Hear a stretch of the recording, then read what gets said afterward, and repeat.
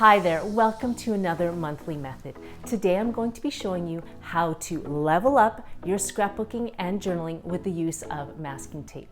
So here it is, let's get crafting. So I'm using masking tape here as a way to mask out an image and to prevent an art medium from being applied to a specific area. This white paper is going to be a picture that I'm going to place. I actually want to make a frame around the picture. So what I'm going to be doing is using masking tape here to block off the area that I want to actually stamp a frame. Because I'm using text and I don't want the text to be in the framed area.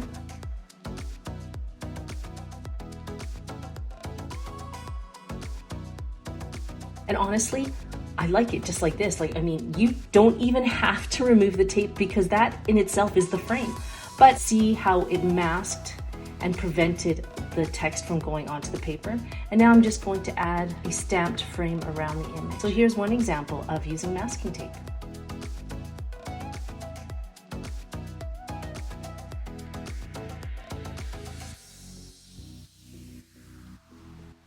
This is a great example of using masking tape, and this is embossing it. All you have to do is make sure that you place it on a stamping block like this. I always use an anti-static pouch to prevent the embossing powder from getting anywhere else on the tape. And then obviously Versamark as my medium. If you like this video, make sure you stamp the like button so this can spread to our crafting community. And you can use any embossing powder here.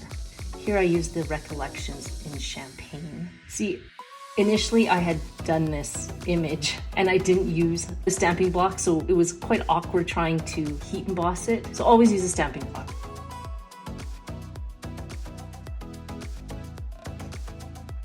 And then once you're done that, the great thing with masking tape is you can ink it and turn it into any color you want. Stamp it with a text, then place that right on your artwork. And not only is it a piece of artwork, but it's adhesive for your ephemera.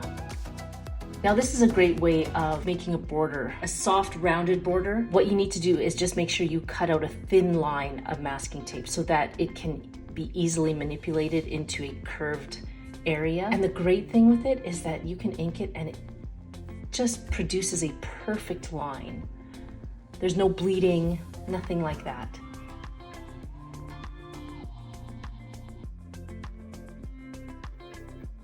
My next example is stamping directly onto the masking tape. If you want to change the color of the masking tape, I recommend that you do that first and then stamp. But in this case, because of the artwork that I'm doing is vintage, I really liked just the natural color of the masking tape.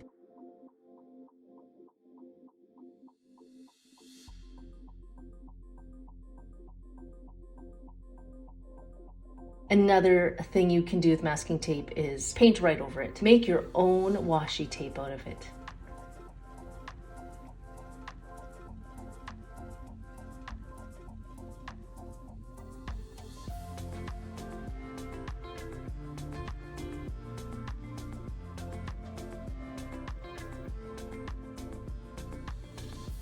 And then obviously masking tape can be used to hold down your dies and they won't rip the paper, which I love. Now there are some techniques on how to remove masking tape from your paper. To remove it so that it doesn't cause any tearing, make sure that it is pulled parallel to the paper and not perpendicular to the paper. Because if you do that, then you're gonna get rips like you see here.